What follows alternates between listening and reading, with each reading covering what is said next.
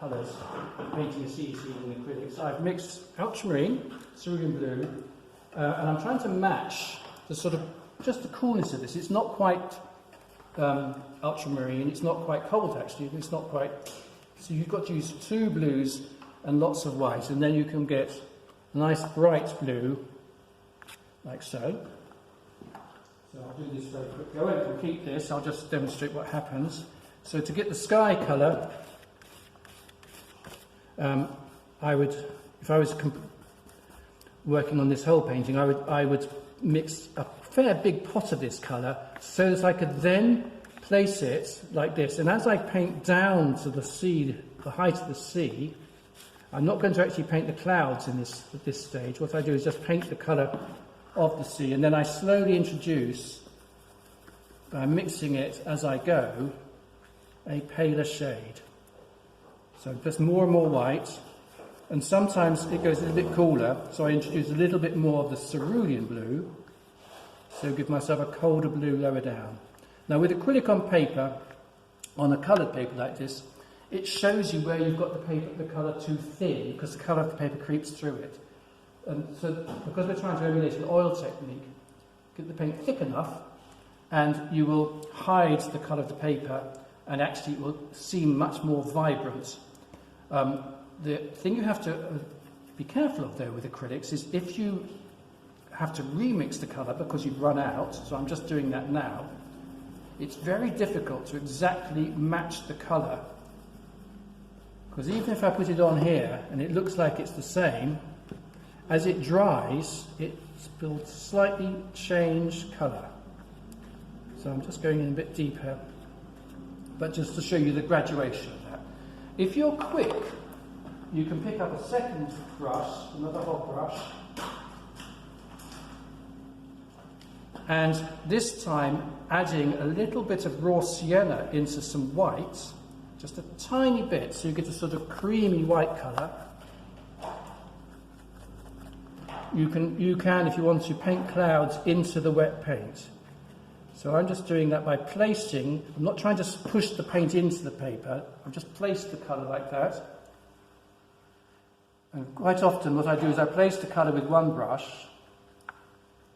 and then I take another brush again, because if I wash that brush out, and then go back to it, it'd be too wet. So I'm just taking a clean, soft brush, it's a little sable brush actually, and I blur those colours where I want a softer fusion of the cloud with its surroundings. So I just literally, I'm just very delicately softening those edges, and you get clouds.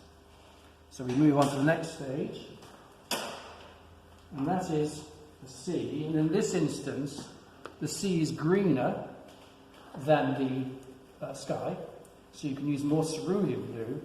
But what I also do is add a little bit of my raw sienna, which is, remember this, just sandy yellow colour, and then you'll get a lovely hint of green, but nothing too strong, which will produce your sea colour. If it's too dark like this, let's just bring a bit of white into it.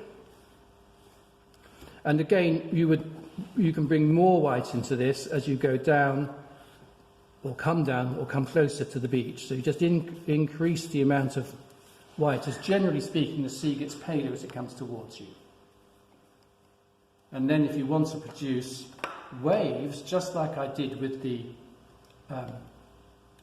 sky and the clouds, I don't have to, with acrylics, I don't have to worry about the colour mixing because it dries so quickly. I can literally just float a wave along the surface like this, just loading the brush with white with a tiny bit of blue in it, and if it's not bright enough I can come back with some pure white and put it on top, here and there, get the idea of rolling waves. And if I want it to roll up even higher, I can get my sea brush, the brush I've just used to put the first coat on, add a little bit more yellow, the raw sienna that is, into the cerulean, just a tiny bit more, if I want to get a slightly darker colour onto the wave. So I can then put in little hints of colour like this. So I'm just putting in little patches. And again, I'll take another brush, just a smaller brush, a clean brush, and while the paint's wet, this is an oil technique, I just push those colours together, that dark colour, and was pushing it into the colour of the sea beneath the wave. So we get the sort of shadow of the wave. Depending on which way the light's coming, I mean, sometimes the wave goes lighter if it's cresting, because you get a thinner bit of water coming up and you actually get paler colours coming through it. So it just depends on what's happening. But you can manipulate this whilst you paint, if you paint rapidly. Particularly what I want to talk about at the moment is the colours as the water meets the sand. Now, when the sea comes right in close, it goes paler, generally, as it gets to shallow water. So let's just place, I haven't fixed this paper on the easel properly, so I'll just hold it in place. So let's just place a much paler colour in here by introducing elements of white into the, not pure white, just white into the sea. You get it coming paler. And again, if it's rippling up the beach, you can add little highlights.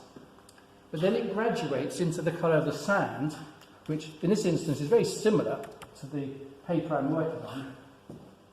But if you're working on a white canvas, or you're working on a board or whatever thing, and you want to get to match this colour, you can do it very easily by using the raw sienna plus a tiny bit of ultramarine and a tiny bit of red. So I'm mixing it down here. Raw sienna. And what we're doing is we're slightly browning the raw sienna with the ultramarine. So that's the colour I'm working on down here, to get this sort of pinky brown. And then I just put enough white in it. So I'm coming, this is going to be darker at the moment than the paper. Let's see if I got it about right. So this is a mixture at the moment of it's actually crimson today, but it could be cadmium red you could use. This is crimson, ultramarine and raw sienna plus white. And by basically going paler and paler, adding a little bit more of raw sienna plus white as you come down, I'll do this and then go back. So that's starting to get closer to the colour of the paper, but what you do is you just work that colour back into the darker colour underneath the wave as it ripples forward, and in fact you can even put that colour into the wave or into the soft flat of the beach and blend it in like this, or you can blur it in depending on how quickly you're working, because you sometimes get colours of the beach showing through the thinnest part of the wave. So literally bring that colour back into it on top. See, so you're getting this idea of I'm making it very diagrammatic, and obviously it's more complex than that, but this is the principle.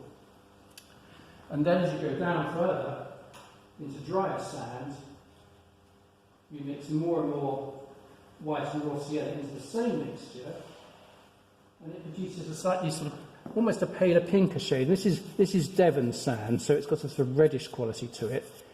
If you're in Dorset, it would be a bit yellower than this, or white and yellow. So you just have to study your subject. So I'm just putting more and more, and as I put more into it, you can see I'm getting closer and closer to the colour of the paper. So this is actually a tertiary colour. It's brown, isn't it? But it's what sort of brown is it, and how do you balance it to get the correct degree of warmth and coolness?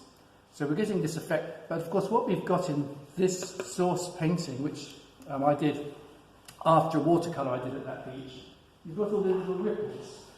So if you take a smaller brush, I'm just going to take a little hog, I can take some of my not quite so pale bits of sand and paint ripple effects into the shallow water with thin strokes, which actually that brush is a little bit crude, so I'm just going to get another clean brush and just knock it back a little bit. So you can get this idea of more beach showing through by putting thin stripes back into it. But we can also do the opposite and put little strips of water into the sandy part of the the beach. And here I tend to get a smaller round brush. I'm just getting a little bit of water on the brush this time. What I want is a slightly thinner mixture of paint. So this is a damp brush, and this is just a round, soft brush. And using the paler colour of the water, I can now paint little strips of effectively shallow puddles which are reflecting the colour of the sky. And they often seem to come out quite bright, so again, look carefully at the edge of the water and see where you're getting these little reflections. And so I just made it slightly brighter, so if it gets lost. And with acrylics, I often go back over my colours a second and even a third time, because as they dry, also because I remember I've thinned this with a little bit of water. So you get this idea of the little ripples coming higher up the beach. And then when you get really careful with the detail, or carefully observe, you may notice that even the ripples themselves have highlights on them. And so I go back into an even paler colour of sand, and on the darker colours we might find that the top of them just has a little bit of a paler edge to it. So you can go back and put those colours into the ripples. And then once I put them on with a detail brush, I tend to get another brush. A small hog is ideal. Sometimes even a little worn out stump of a brush I've got here, which is very worn down. But that brush, I can just push those colours together whilst they're still slightly tacky. So you can just merge colours in a very controlled way with a really old flattened brush. And if you keep going, you can really get the feeling of the sand being the wet sand as the tide withdraws and the dry sand as it doesn't. And I've probably exaggerated all this just to show you the technique. It is more subtle than that, as you can see in the painting I've done above. But the basic principles of how to paint, I can even go back to you now and move that cloud around. But the basic principles of how you paint the sky, the sea, the beach, and overlap the colours is what I'm trying to explain. So that's the principle, and then when you've got that technique perfectly organised, you can go about painting your masterpiece with rocks and children and dogs and boats and anything else you choose. Okay, guys.